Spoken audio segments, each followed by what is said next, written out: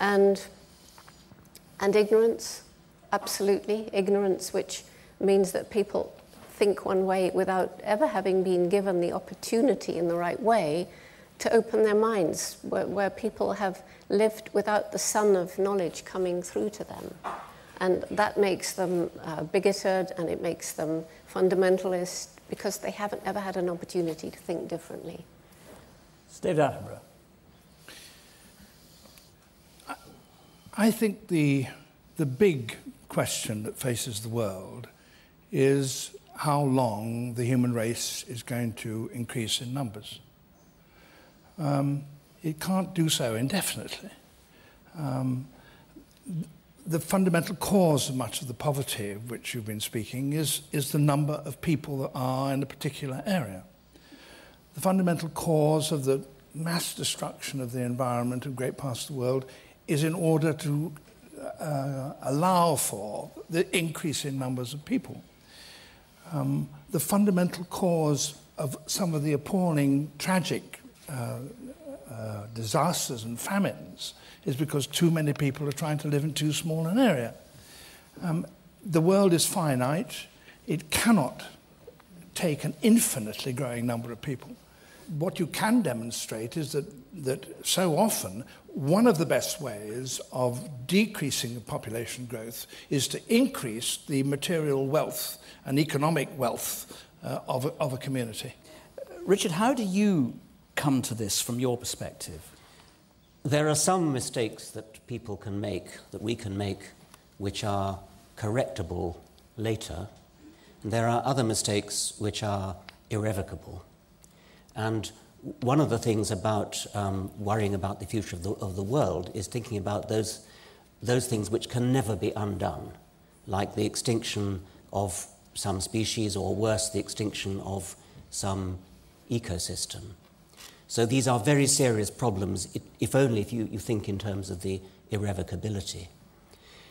When we think of things like poverty, when we think of things like overpopulation, and I agree with everything that's been said, we presumably have to try to identify those places where the interests of the human population and the interests of wildlife and ecosystems can somehow be made to go together rather than be conflicting with each other.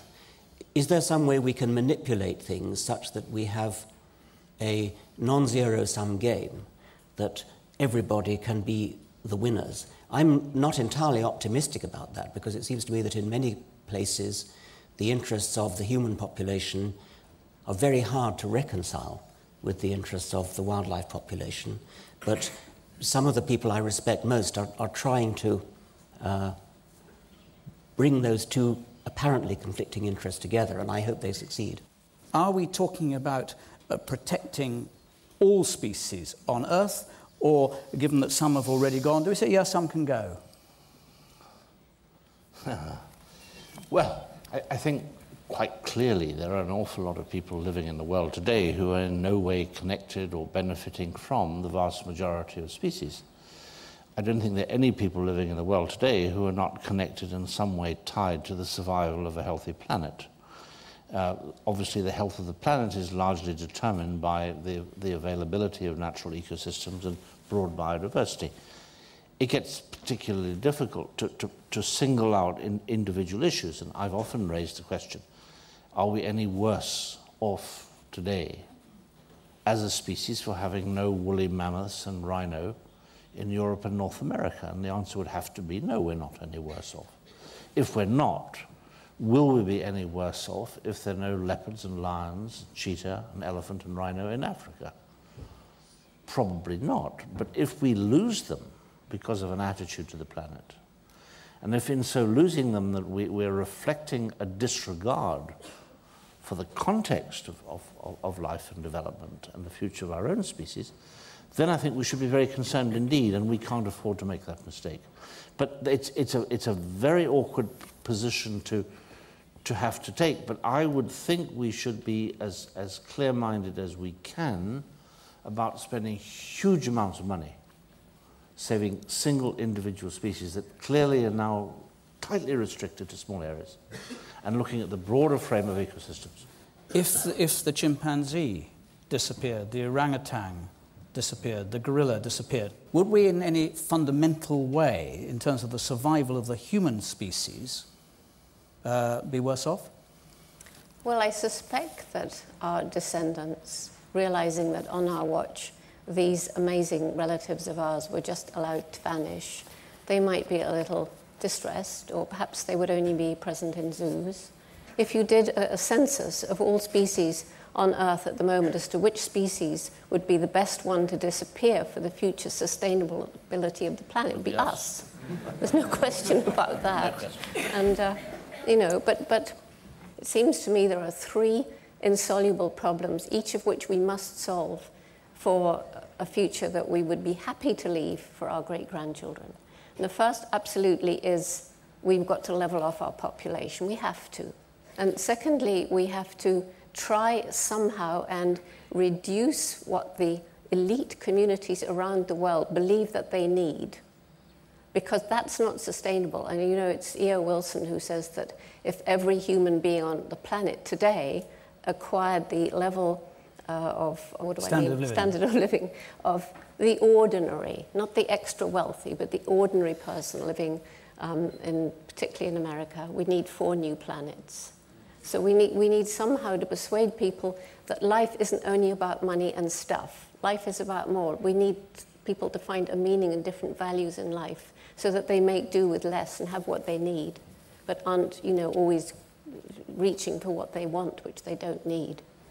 And thirdly, the third point is we have to alleviate this crippling poverty that's everywhere around the world and somehow persuade them not to yearn for what we have now, which we have to learn to do less with.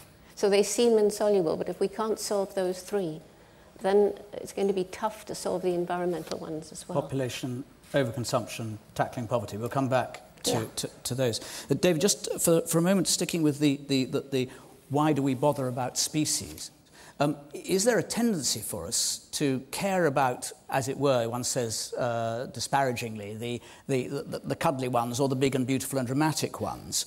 And isn't there a case of saying they're actually rather less important than the invisible ones in the earth? Yes, I'm sure that's right. If you say, well, shall we save the mountain gorilla, or shall we save a small flea that happens to live somewhere in Rwanda?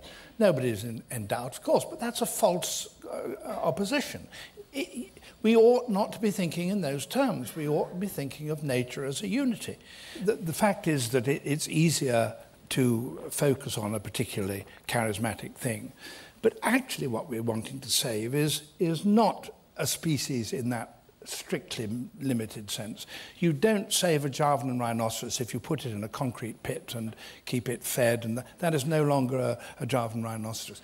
What we have to do is to save ecosystems, the entire complex, fantastic, ungraspable, incomprehensible, marvelous accumulation of interlocking organisms, plants, fungi, animals, insects, mammals, birds, the lot. And that is actually the surest way of saving the Sumatran rhino. That's the point. So that the best route to conservation is to save ecosystems. That's what we've got to do. Should one be struggling to keep species alive that are not central to the ecosystem that you have to maintain for human life to be possible? If I may say a paradox, everything is central. There are very few things that you can eliminate without having completely unthought of circumstances and repercussions. Of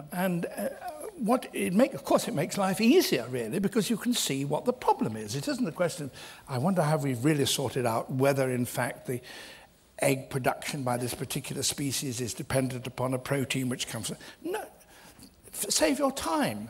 What you wish to do is to save that coral reef, that tropical rainforest, so that set of deserts. So when you see, as we do see, that not at a dramatic rate in all species, but in some species, you see the gradual loss of that species, disappearance, threatened species, elimination of species, every single one of those, from your point of view, is a